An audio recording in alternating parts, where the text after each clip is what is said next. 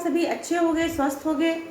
Students, आज हम लोग 11th क्लास अकाउंटेंसी का लेसन 2 पढ़ेंगे और इसमें हम लोग समझेंगे कि अकाउंटेंसी में बेसिक अकाउंटिंग टर्म्स किन्हें कहते हैं, ये बेसिक अकाउंटिंग टर्म्स क्या होते हैं, या सिंपल भाषा में आप समझो कि अकाउंटिंग में जो सबसे अधिक जो वर्ड्स यूज़ होते हैं उसके बारे में जानेंगे। क्योंकि आप लोग 11th क्लास के स्टूडेंट्स हो तो अभी बहुत सारे अकाउंटिंग में नए नए वर्ड्स आप लोग को आएंगे जो कि आप लोग को अकाउंटेंसी में पढ़ना है। तो आज के इस चैप्टर 2 में बेसिक अकाउंटिंग टर्म्स में आधारभूत लेखांकन शब्द में इसमें ऐसे ही कुछ न्यू वर्ड्स लेकर मैं आई हूँ और एक एक करके आपको सारा एक्सप्लेन करूँगी। ओके, तो सबसे पहले मैंने लिखा है यहाँ पे बिजनेस, व्यवसाय।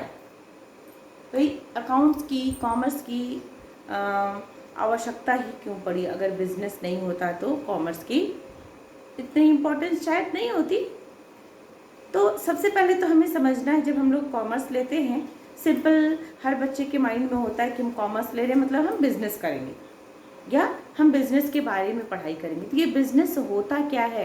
बिजनेस का मतलब केवल सेल परचेज से रिलेशन नहीं होता बिजनेस का। बिजनेस सेल परचेज को तो हम लोग ट्रेड में ले आएंगे, कहेंगे।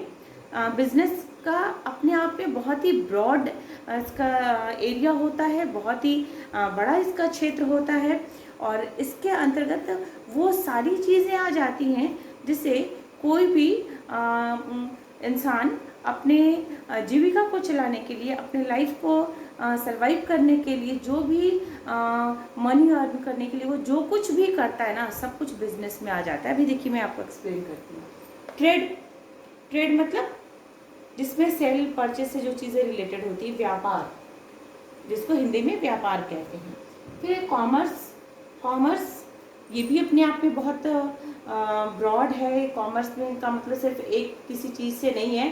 कॉमर्स के अंतर्गत आगे के चैप्टर में आप लोग पढ़ोगे या बिजनेस में आप लोग पढ़ोगे कि कॉमर्स का भी अपना बहुत ही ब्रॉड एरिया है, जहाँ से किसी प्रोडक्ट का प्रोडक्शन होता है, यानी किसी इंडस्ट्री में, किसी फैक्ट्री से लेकर हमारे आपके तक जिस भी माध्यम से वो चीज़ हमारे पास आती है, उसके बीच में जितनी भी चीज़ें आती हैं, चाहे वो ट्रांसपोर्ट हो, बैंक हो, इंश्योरेंस कंपनियां हो, सब मिला के कॉमर्स बने हैं।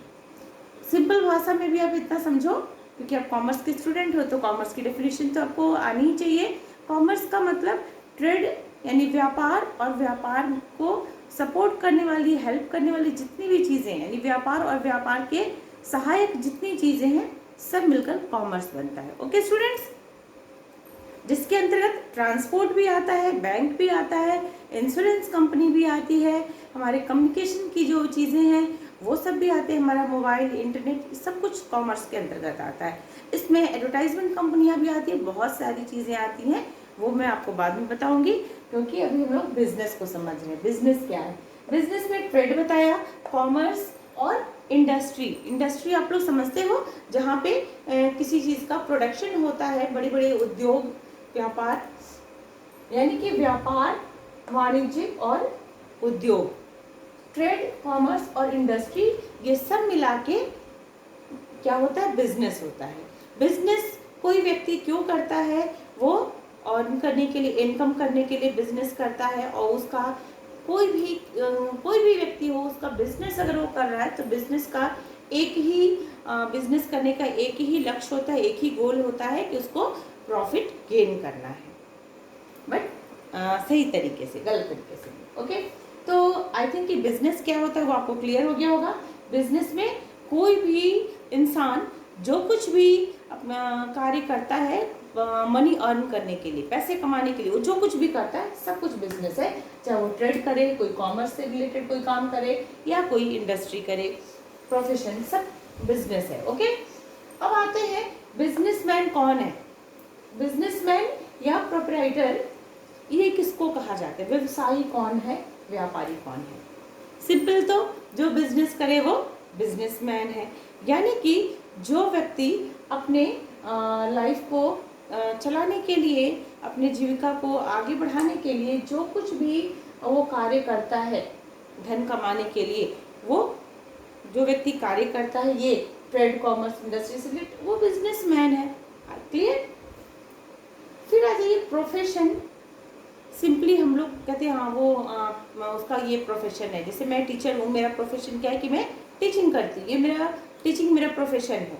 तो बट प्रोफेशन को हम लोग समझेंगे कैसे, किसी को एक्सप्लेन कैसे करेंगे। देखिए, जब कोई व्यक्ति, एकदम सिंपल लैंग्वेज में बता रही हूँ, जब कोई व्यक्ति अपने जीविका को चलाने के लिए किसी तरह का उसमें विशेष योग्यता हासिल करता है, ट्रेनिंग लेता है, उस स्पेशल एजुकेशन उसके लिए गेन करता है। जैसे टीचर बनना है तो बीएड करना है, वकील बनना है आपको तो उसमें आपको एलएलबी की पढ़ाई करनी है, डॉक्टर बनना है एमबीए करना है।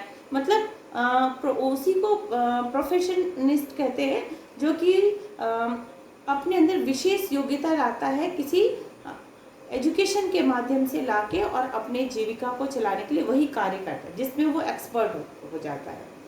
जैसे डॉक्टर है, लॉयर है, टीचर है, ये सभी हम लोग क्या हैं, ये सब हम लोग का प्रोफेशन है, हमारा ये पेशा है, हम लोग यही काम करते हैं। ठीक है। और ये सब क्यों किया जाता है, ये भी मनी अर्न करने के लिए किया जाता है। अलग अलग तरह के लोग अलग अलग चीज़ें करते हैं, हर कोई ट्रेड नहीं करता, हर कोई प्रोफेशन, सबका प्रोफेशन अलग अलग होता है आज के टाइम में। अब आ जाइए कैपिटल। कैपिटल जिसको हम लोग पूंजी कहते हैं। सिंपली पूंजी वर्ड या कैपिटल वर्ड से शायद आप लोग पहले भी फैमिलियर हो गए, परिचित हो गए इस वर्ड से कि कैपिटल क्या होता है। कैपिटल जो भी हम लोगों ने बिजनेसमैन पढ़ा ना, या प्रोपराइटर, जिस पैसे को फर्स्ट टाइम वो अपने ट्रेड में, अपने व्यापार में, अपने बिजनेस में वो इन्वेस्ट करके अपना बिजनेस स्टार्ट करता है, चाहे वो कैश में हो या वो कोई लैंड प्रॉपर्टी, किसी भी तरह की चीज़ें हों, जिस चीज़ को वो अपने बिजनेस में लगाकर बिजनेस स्टार्ट करता है, उसे क्या बोलते हैं, उसको हम लोग कैपिटल कहते हैं, यानी कि पूंजी कहते हैं। ये 2 टाइप की होती है, एक तो फिक्स्ड और दूसरी वर्किंग। फिक्स्ड कैपिटल क्या होता है, जैसे अगर आप बिजनेस कर रहे हो तो बिजनेस करने के लिए आपको ऑफिस चाहिए, फैक्ट्री चाहिए, जो भी चीज़ें चाहिए तो वो कहीं ना कहीं ज़मीन पे होगा। तो आपके पास जो लैंड प्रॉपर्टी होगी, मशीनरी होगी, ये सारे फिक्स्ड कैपिटल कहलाते हैं। वर्किंग कैपिटल जो बिजनेस को रन करने के लिए, जो डे बाय डे के जो एक्सपेंसेस होते हैं उसमें इन्वेस्ट करने के लिए जो कैश अमाउंट चाहिए होता है, वो वर्किंग कैपिटल कहलाता है। देखिए, बिजनेस केवल कैश से भी नहीं हो सकता। बिजनेस करना है तो आप किसी न किसी चीज़ का बिजनेस करोगे तो उसके लिए आपको कैश भी चाहिए होता है, कुछ फिक्स्ड कैपिटल भी चाहिए होता है, जो जिसको हम लोग स्थायी पूंजी कहते हैं। मोस्टली ये जो फिक्स्ड कैपिटल होते हैं ना, ये इस पर बार बार इन्वेस्ट नहीं करना होता है, इसीलिए इनको फिक्स्ड कैपिटल कहते हैं। जैसे मान लो सिंपल सा, कोई अगर कंप्यूटर की शॉप खोल रहा है तो बार बार उसको हर महीने कंप्यूटर नहीं खरीदना है, वो स्टार्टिंग में एक बार कंप्यूटर खरीदेगा। कोई अगर छोटा सा उसने मान लो टेलर की शॉप डाली है तो उसको उसको जो मशीन लेनी है वो बार बार नहीं लेता, वो एक बार लिया तो वो उसका फिक्स्ड कैपिटल कहलाता है। किसी को फैक्ट्री लगाने के लिए, फैक्ट्री में जो बड़ी बड़ी मशीनें लगी होती हैं, जो फैक्ट्री के लिए जो लैंड प्रॉपर्टी बिल्डिंग जो भी हमें चाहिए, उस पर बार बार इन्वेस्टमेंट नहीं होता। तो ऐसी चीज़ें जिस पे बिजनेसमैन को बार बार इन्वेस्ट नहीं करना पड़ता, उसको हम लोग फिक्स्ड कैपिटल कहते हैं। और वर्किंग कैपिटल ऐसा होता है जो डे बाय डे की कार्य को करने के लिए हमको जो कैश अमाउंट चाहिए होता है, जो पर डे का जो एक्सपेंसेस होते हैं वो खर्च करने के लिए हमें जो चाहिए होता है, उसको हम लोग वर्किंग कैपिटल कहते हैं। और यहाँ पे एक ये फॉर्मूला भी है, ये आगे के चैप्टर्स में कई जगह यूज भी होता है। Capital equal to total assets minus total liability. Assets से भी आगे मैं बताऊंगी असेट्स क्या होता है। असेट्स यानी कि संपत्तियाँ, आपके पास जितने टोटल असेट्स है उसमें से जो आपके आउटसाइड लायबिलिटीज है, लायबिलिटीज मीन्स जो आपको अमाउंट दूसरों को पे करना होता है, वो आपकी लायबिलिटी होती है। आपने बिजनेस स्टार्ट करने के लिए अपने बैंक से लोन लिया है तो बैंक को अमाउंट रिटर्न करना पड़ेगा। अगर बैंक से नहीं भी लिया है, आपने अपनी सेविंग से अगर 2 लाख लगा के बिजनेस स्टार्ट किया है तो बिजनेस आपने इसलिए किया है कि आपको उसमें से प्रॉफिट होना चाहिए, आपको गेन होना चाहिए। तो वो जो 2 लाख आपने बिजनेस में इन्वेस्ट किया है वो आपको उससे निकालना होगा, और उसके अलावा एक्स्ट्रा आपको प्रॉफिट चाहिए। तो आपने अगर अपना भी पैसा लगाया तो बिजनेस के ऊपर वो लायबिलिटी है, वो दायित्व है, जिसको कि बिजनेस से हमको कमा कर यानी अर्न करना होता है। तो जो भी हमारे जो आउटसाइड लाइबिलिटीज़ होते हैं, असेट्स में से हमारे पास टोटल बिजनेस में जितनी भी संपत्तियां हैं उसको असेट्स कहते हैं। उसमें से टोटल लाइबिलिटी को जब माइनस कर देते हैं तो हमारे पास जो कुछ बचता है वो हमारा कैपिटल होता है, हमारी पूंजी होती है।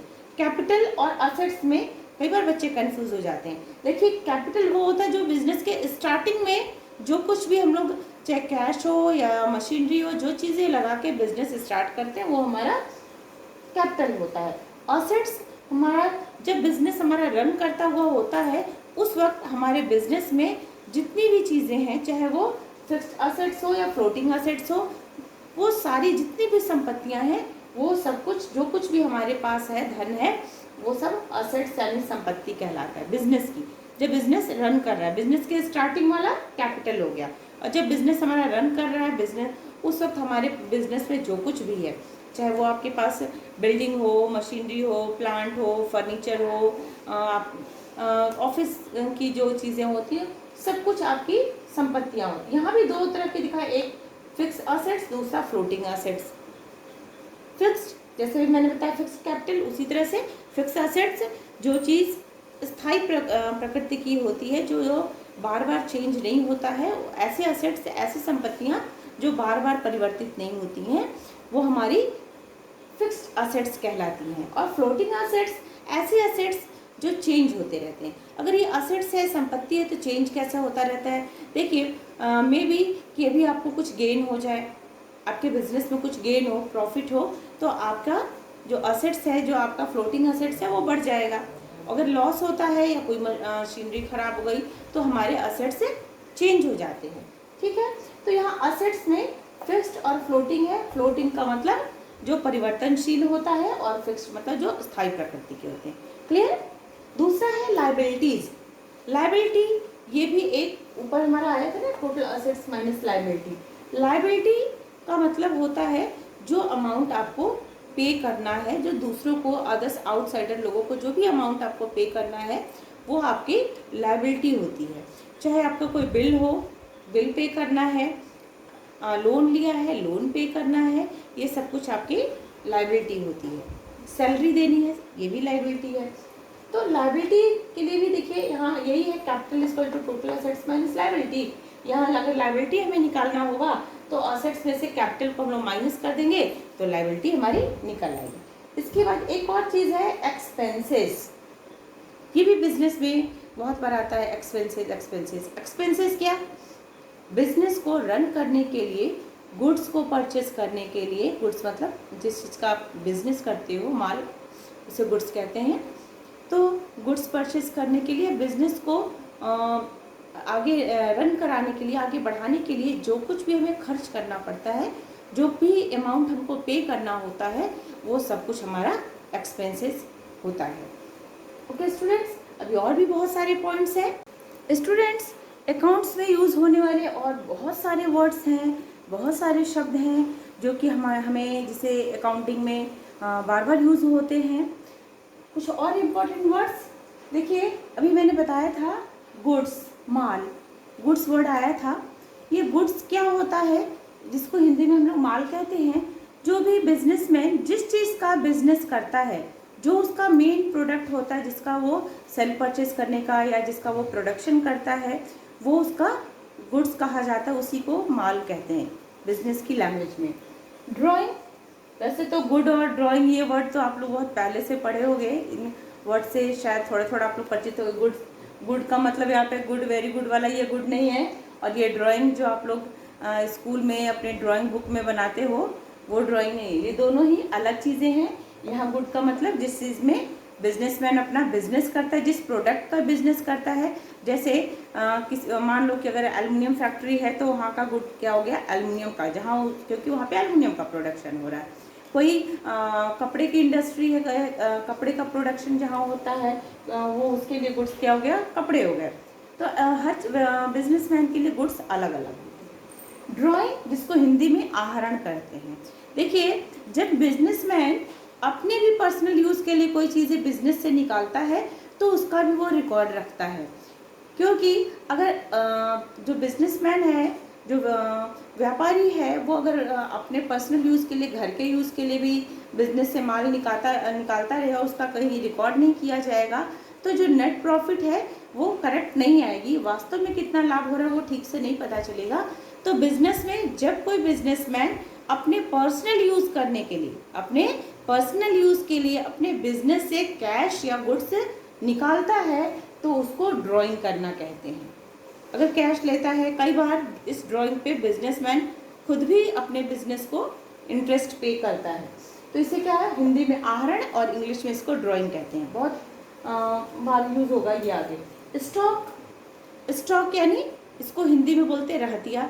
ईयर के एंड में या मंथ के एंड में जो कुछ भी हमारा जो माल है, गुड्स हमारे बच जाते हैं, जो सेल नहीं हुए, सेल होने के सेल नहीं हुआ, सेल होने से बच जाते हैं, चाहे वो आपके स्टोर में रखे हों या वो ऐसे प्रोडक्ट हो जो भी कंप्लीटली रेडी नहीं हुए हैं सेल के लिए, तो उन सबको हम लोग बोलते हैं स्टॉक। जैसे बिजनेस में क्या होता है कि टाइम टू टाइम या ईयर के एंड में पूरा फाइनल अकाउंट जब हम लोग बनाते हैं, वर्ष के अंत में जब पूरा अंतिम खाते तैयार की जाती है, फाइनल अकाउंट बनाया जाता है, तो उस टाइम हर एक चीज़ का वैल्यूएशन किया जाता है। कितना कैश है, कितना एक्सपेंसेस हुए, कितना परचेज हुआ, कितना सेल हुआ, कितना कुछ अभी हमारे पास हमारे स्टोर में हमारे बचा हुआ है।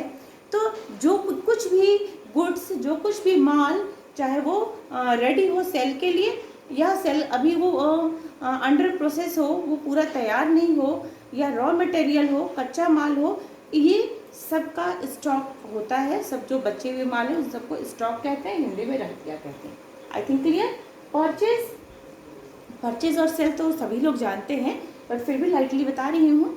परचेज का मतलब होता है जो व्यवसायी अपने बिजनेस के लिए जो कुछ भी वो खरीद के लाता है, जो कुछ भी वो लाता है अपने बिजनेस के लिए, जैसे रॉ मटेरियल, मशीनरी, जो कुछ भी वो ला रहा है, वो सब कुछ उसका परचेज वाले कॉलम में दिखाया जाता है। उसको हम लोग हिंदी में क्रय कहते हैं।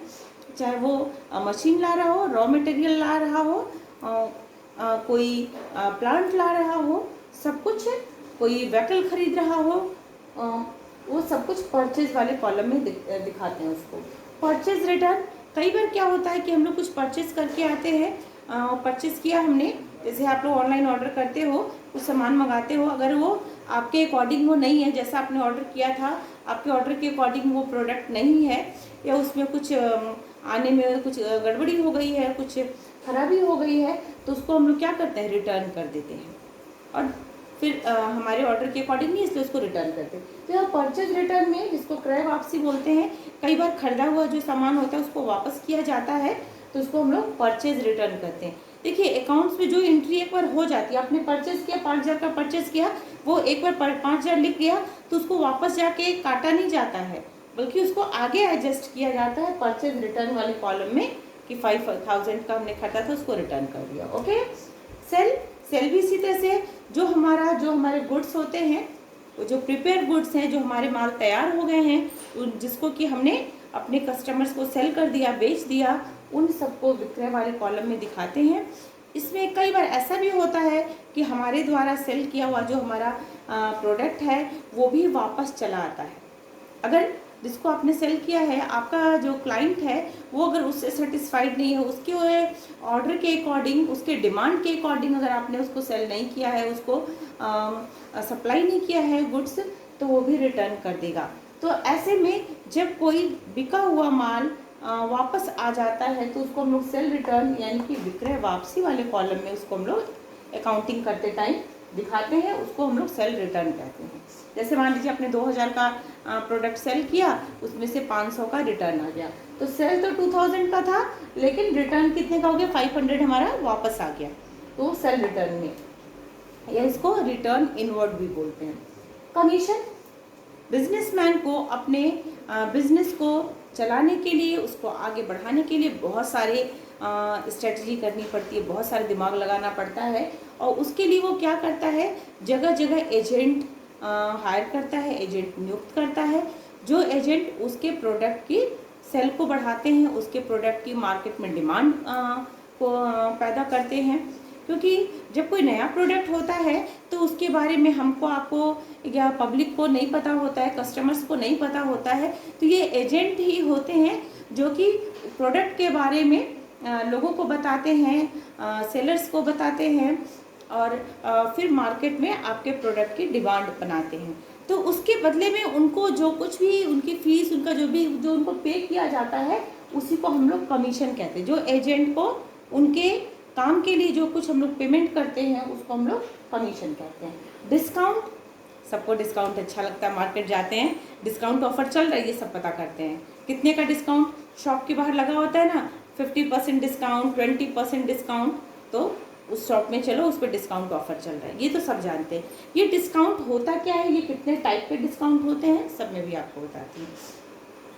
देखिए, जनरली जो व्यापारी होता है, जो बिजनेसमैन होता है, वो भी अपने सेल को बढ़ाने के लिए वो डिस्काउंट ऑफर दिखाता है। हालांकि कितना भी डिस्काउंट हो, वो अपना प्रॉफिट निकालने के बाद ही आपको डिस्काउंट देता है। ऐसा नहीं है कि बिना प्रॉफिट के वो आपको डिस्काउंट दे रहा है। तो ये इसमें एक डिस्काउंट होता है जिसको हम लोग कहते हैं ट्रेड डिस्काउंट। ट्रेड डिस्काउंट ये ऐसा डिस्काउंट होता है जिसे व्यापारी अपने हर कस्टमर को देता है। अगर 20% डिस्काउंट का ऑफर चल रहा है तो चाहे वो आपको जानता हो नहीं जानता हो, अपने हर कस्टमर को 20% डिस्काउंट देगा। और कुछ डिस्काउंट ऐसे होते हैं, जैसे कई बार क्या होता है कि बड़े अमाउंट में माल सेल कर दिया, बेच दिया, और पैसा भी पेमेंट आया नहीं है, या हमारे प्रोडक्ट की डिमांड ज़्यादा है लेकिन पेमेंट फंसने का थोड़े चांसेस है। तो दूसरा जो डिस्काउंट देता है वो क्या करता है, वो कैश डिस्काउंट। कैश डिस्काउंट देता है। किधर मैंने लिखा है ट्रेड डिस्काउंट, कैश डिस्काउंट। ये कैश डिस्काउंट क्यों देता है, ये उन लोगों को कैश डिस्काउंट दिया जाता है जो लोग टाइम से पेमेंट कर देते हैं। जैसे 20% सबको डिस्काउंट है, लेकिन यदि अभी आप पूरा पेमेंट कैश कर दोगे परचेज करते टाइम, या विद इन 1 वीक पूरा फुल पेमेंट कर दोगे, तो आपको 2% 3% एक्स्ट्रा डिस्काउंट मिलेगा। देखिए, जब भी हम लोग क्रेडिट पे लेते हैं, उधार चीज़ें खरीदते हैं, तो हमें डिस्काउंट नहीं मिलता है या बहुत कम मिलता है। लेकिन जब आप कैश पेमेंट करते हो तो आपको डिस्काउंट और लोगों की अपेक्षा ज़्यादा मिलता है। तो कैश डिस्काउंट एक ट्रेड डिस्काउंट। ट्रेड डिस्काउंट हर किसी को मिलता है, बिजनेसमैन अपने हर कस्टमर को देता है। अगर 20% है, 20% सबको। फिर उसके बाद दूसरा हो गया कि अगर आपने कैश पेमेंट किया 2% एक्स्ट्रा।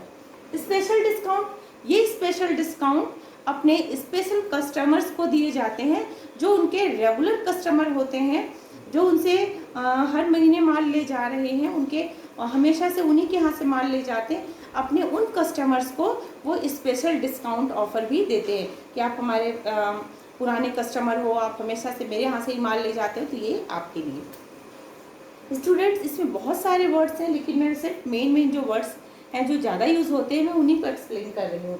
एंट्री, अब जब हम लोग न्यूमेरिक स्टार्ट करेंगे, जनरल से ही जहाँ से स्टार्ट होगा वहीं से बार बार एक वर्ड आएगा, एंट्री करना है। एंट्री करना है, हिंदी में बोलेंगे लेखा करना है। मतलब जो भी बिजनेस में ट्रांजैक्शंस होते हैं, उनको अकाउंट्स में उनको लिखने को हम लोग एंट्री करना बोलते हैं। जहाँ से जनरल स्टार्ट होगा, जहाँ जनरल मतलब जहाँ से हमारे अकाउंट्स का समझ लीजिए एकदम बेस वहीं से स्टार्ट होता है। तो जनरल में कोई किसी चीज़ को लिखने को, जो भी बिजनेस में ट्रांजैक्शन हुए, जो भी लेन देन हुआ, उसको लिखने को हम लोग एंट्री करना कहते हैं। उसको नोट डाउन करने को समझ लीजिए एंट्री करना कहते हैं। ओके, नेक्स्ट वर्ड है डेबिट और क्रेडिट। ये जो दो वर्ड है, ये भी आपका जनरल से स्टार्ट होगा और लास्ट तक डेबिट क्रेडिट चलता ही रहेगा। मैंने इस पहले वाले वीडियो में बताया था कि अभी के टाइम में जो हम लोग अकाउंट्स में जो मेथड से हम लोग अकाउंटिंग करेंगे, वो डबल एंट्री सिस्टम। अभी जो अकाउंटिंग करने का जो सबसे ज़्यादा पॉपुलर जो मेथड चलता है, जो सिस्टम है, वो डबल एंट्री सिस्टम, जिसको हम लोग हिंदी में दोहरा लेखा प्रणाली कहते हैं। उसमें क्या, ये डबल एंट्री सिस्टम कहते क्यों है, क्योंकि डेबिट और क्रेडिट ये दो वर्ड है ना, हर डेबिट का क्रेडिट होता है और हर क्रेडिट का डेबिट होता है। जैसे आप मार्केट गए, आपने चीज़ें परचेज किया, आपने दुकान वाले को पेमेंट किया, दुकान वाले ने अपना सामान आपको दिया। आपके पास से कैश गया, दुकान वाले के पास से सामान गया। आपके पास से कैश गया, आपका पैसा खर्चा हुआ, दुकान वाले की इनकम हुई। ट्रांजैक्शन एक ही है लेकिन उसके दो फेस हो जाते हैं, किसी का एक्सपेंसेस है किसी के लिए और किसी के लिए वही अर्निंग है। तो हर डेबिट का क्रेडिट होता है और हर क्रेडिट का डेबिट होता है। डेबिट का मतलब ड्यू फॉर दैट और क्रेडिट का मतलब ड्यू टू दैट। अब आ जाइए प्रॉफिट और लॉस।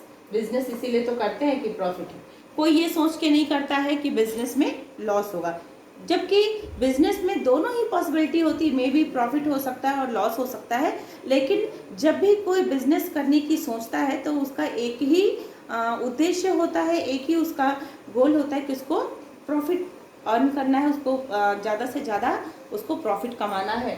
तो प्रॉफिट हमारे जो भी अपने हम लोग गुड्स को जो सेल करते हैं, हमारे परचेज और सारे एक्सपेंसेस को निकाल कर जो उसमें उससे जो एक्स्ट्रा हमें मिलता है वो हमारा क्या होता है, वो हमारा प्रॉफिट होता है। जितने में आपने परचेज किया और उसको सेल करने में, उसको रेडी करने में, उस प्रोडक्ट को जितना जो कुछ भी आपके एक्सपेंसेस हुए, परचेज और एक्सपेंसेस, इन दोनों को प्लस करने के बाद टोटल सेल में से जब आप माइनस करोगे, जितने में आपने सामान खरीदा था कितने में बेचा, तो सेल में से आप जब परचेज और एक्सपेंसेस को माइनस करते हैं तो आपका प्रॉफिट निकलता है। जब आप प्रॉफिट के लिए सेल अधिक होना चाहिए, परचेज का अमाउंट कम होना चाहिए, आपका क्रय कम होना चाहिए, बिक्री अधिक में होना चाहिए। उसी तरह से ये जो लॉस है, लॉस में क्या होता है, जब कभी ऐसा हो जाता है कि अनएक्सपेक्टेड चीज़ें हो जाती है बिजनेस में, आपने अधिक में रॉ मटेरियल परचेज किया, अधिक अमाउंट में किया, उसको तैयार करने में आपके जो भी लोगों को सैलरी वगैरह देनी पड़ी, मैन्युफैक्चरिंग कॉस्ट जो आया उसको रेडी करने में वो आपका अधिक हो गया। परचेज मैन्युफैक्चरिंग कॉस्ट आपके सेल से जब अधिक हो जाता है तो हमें बिजनेस में लॉस होता है। ठीक है, तो ये मैंने कुछ बेसिक अकाउंटिंग टर्म्स के जो मेन पॉइंट्स थे स्टूडेंट्स, उसको मैंने क्लियर करने की कोशिश की। आई थिंक कि आपको मेरा वीडियो अच्छा लगा होगा, और अच्छा लगा है तो लाइक करिए, शेयर करिए। अगर अभी तक आपने मेरे चैनल को सब्सक्राइब नहीं किया है तो सब्सक्राइब करिए, और वीडियो कैसे लगा ये आप कमेंट करके ज़रूर बताइएगा। Okay students, bye bye.